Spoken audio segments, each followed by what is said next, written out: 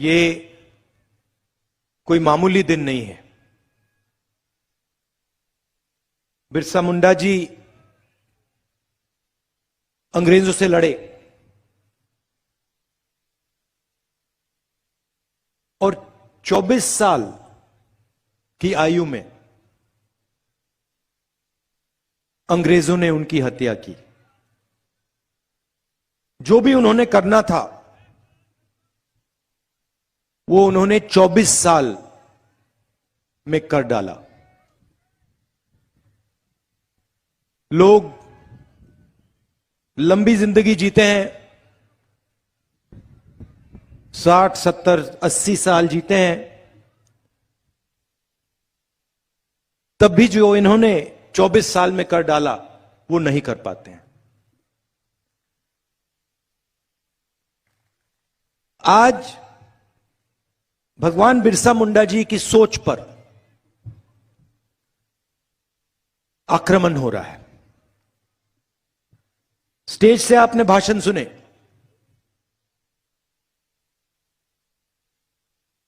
एक तरफ से नहीं हो रहा है,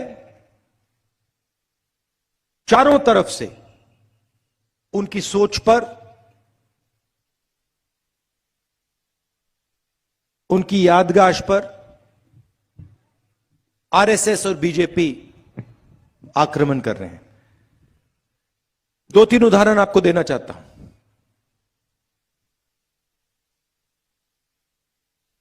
जब मैंने भाषण शुरू किया,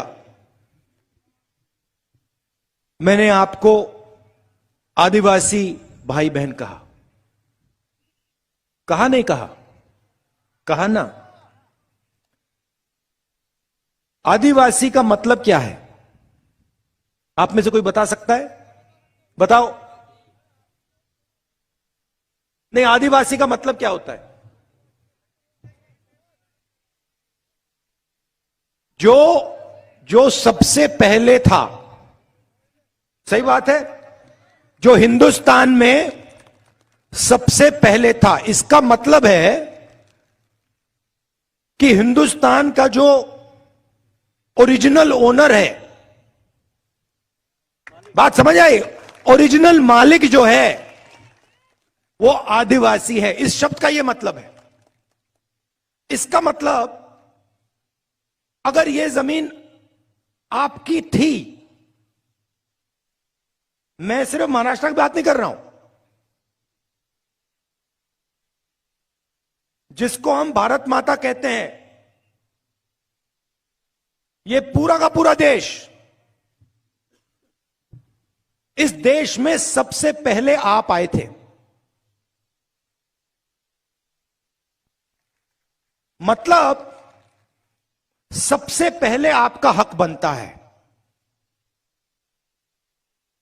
अब देखिए ये क्या चालाकी कर रहे हैं। ये कहते हैं आप आदिवासी नहीं हो, आप सबसे पहले नहीं थे, नाम बदला है। मगर ये मामूली चीज नहीं है, ये बहुत गहरी चीज की है इन्होंने। और भगवान बिरसा मुंडा जिस चीज के लिए लड़े, उसी चीज पर वो आक्रमण कर रहे हैं। भगवान बिरसा मुंडा जी ने कहा ये हमारी जमीन है, हम ओरिजिनल मालिक हैं। इसलिए 24 साल की आयु पे वो शहीद हुए। अब बीजेपी के लोग कहते हैं नहीं भैया, आप आदिवासी नहीं हो, आप वनवासी हो।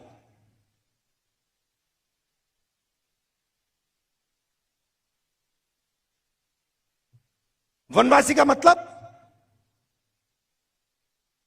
नहीं, आप गांव में नहीं रह सकते, आप शहरों में नहीं रह सकते, आप कॉलेज यूनिवर्सिटी में नहीं जा सकते, आप हवाई जहाज में नहीं उड़ सकते। आपको तो बस जंगल में रहना है। अभी ठहरिए, ताली मत बजाइए। अब देखिए, अगर आप हिंदुस्तान 1000 साल पहले आते, 3000 साल पहले आते, तो पूरा हिंदुस्तान जंगल था। 50 साल पहले आप हिंदुस्तान को देखते, काफी जंगल थे, और आज आप हिंदुस्तान को देखते हो जंगल कम होता जा रहा है। सही बात गलत बात? सही है। और आज से 20, 30, 40 साल बाद जंगल आपको दिखेगा ही नहीं, गायब हो जाएगा। तो ये आपसे ये कह रहे हैं कि आपको कोई हक नहीं मिलना चाहिए। जब जंगल गायब हो जाएगा तो वनवासी का कोई हक नहीं बचेगा। यह है इनका मतलब। ये आपसे कह रहे हैं कि यह जमीन आपकी नहीं है और आपकी कभी नहीं रही और कभी नहीं होगी। आप तो जंगल के हो। हम कह रहे हैं कि आप ओरिजिनल मालिक हो। यह पूरा देश आपका था और आपसे यह देश लिया गया। तो अगर आपसे यह देश लिया गया तो आपको कुछ देना भी है। क्या देना है? आपके हक देने हैं, शिक्षा देनी है, स्वास्थ्य देना है, और देश का जो धन है उसका भाग आपको देना है।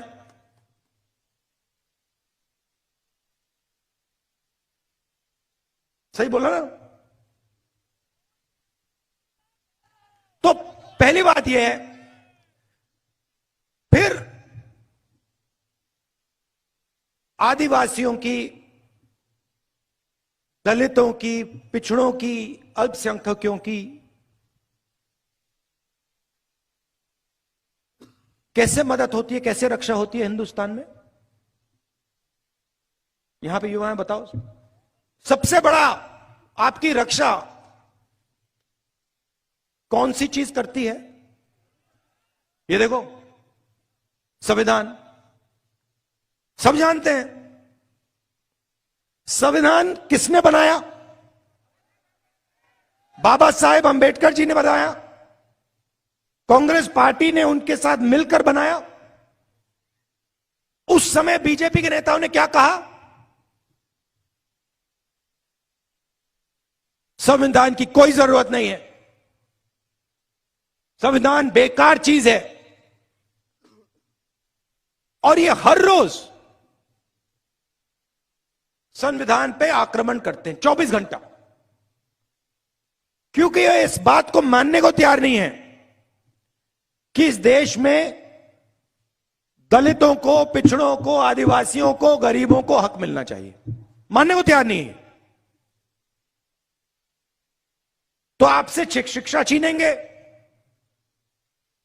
स्वास्थ्य छीनेंगे, जो पब्लिक सेक्टर होता था उसको बंद करेंगे। मुझे आप बताओ, आपके जो बच्चे हैं प्राइवेट स्कूल में पैसा दे सकते हैं क्या? नहीं दे सकते ना। तो अगर सरकारी स्कूल सब बंद कर दिए जाएं तो आपके बच्चों का क्या होगा? पढ़ नहीं पाएंगे, अनपढ़ रहेंगे। फायदा किसका? बीजेपी का।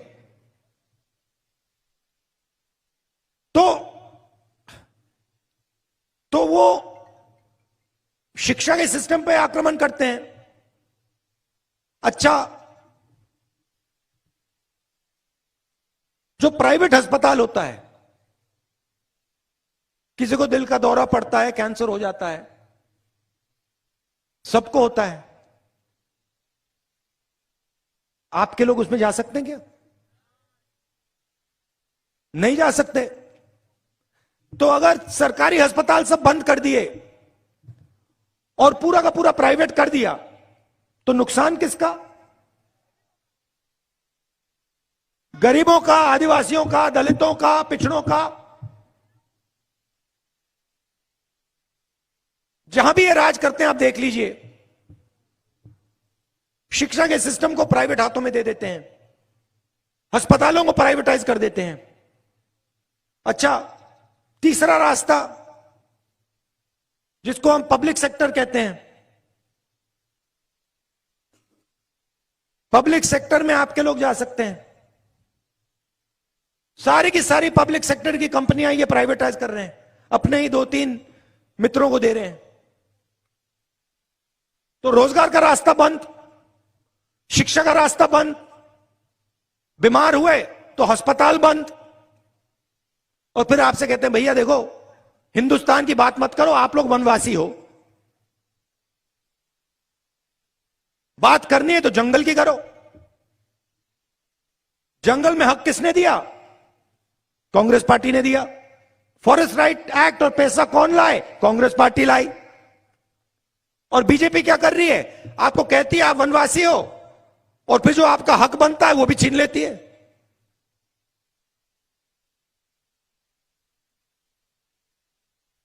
ये सिर्फ आप पर आक्रमण नहीं है,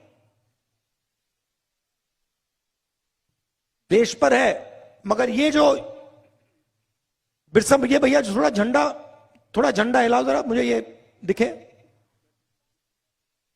ये जो बिरसा मुंडा जी हैं, इन पर यह आक्रमण कर रहे हैं, इनका अपमान हो रहा है।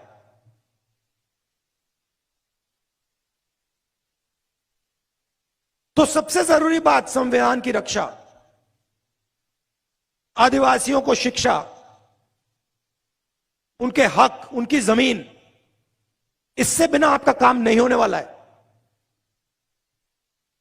और यह लड़ाई सिर्फ कांग्रेस पार्टी लड़ती है।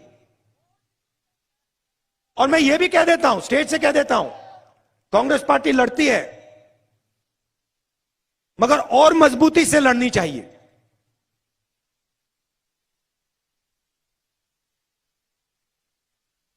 यह मैं आपसे कहना चाह रहा था। आखिरी बात देखिए, बिरसा मुंडा जी, भगवान बिरसा मुंडा जी 24 साल की आयु पे शहीद हो गए। अंग्रेजों ने उन्हें जमीन देने की कोशिश की, धन देने की कोशिश की, उनको खरीदने की कोशिश की। भगवान बिरसा मुंडा जी ने कहा नहीं,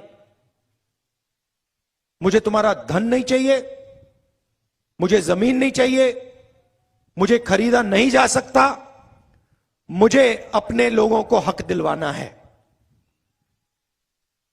मतलब अंग्रेज उस टाइम के सुपर पावर थे, दुनिया में सबसे बड़ी शक्ति थी, और 24 साल के बिरसा मुंडा जी ने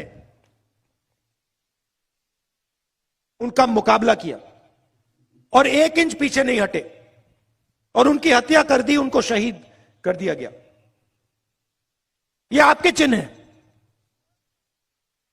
ये आपको रास्ता दिखाते हैं। अब देखिए बीजेपी के चिन्ह को देखिए, आरएसएस के चिन्ह को देखिए।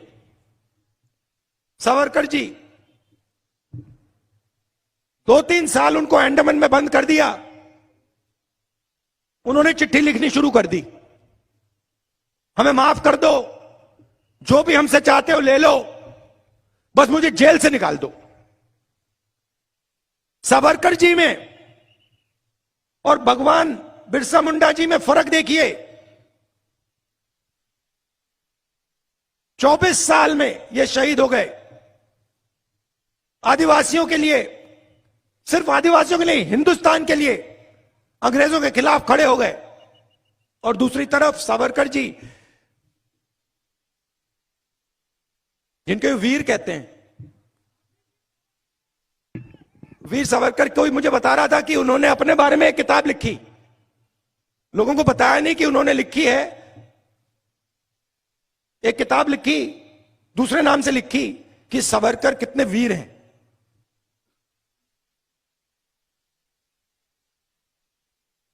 और अंग्रेजों से पेंशन लेते थे,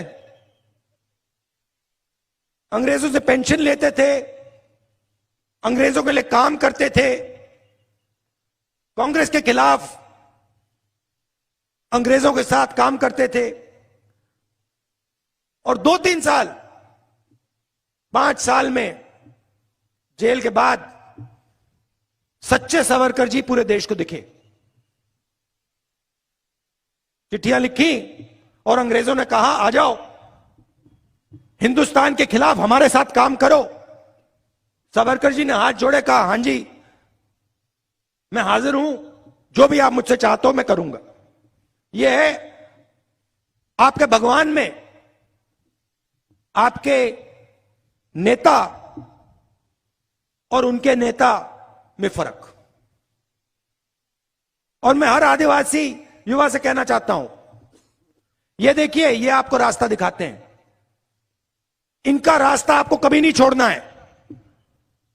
और दूसरी बात, आप वनवासी नहीं हो, आप आदिवासी हो और आप ओरिजिनल मालिक हो इस देश के। बहुत बहुत धन्यवाद। जय हिंद।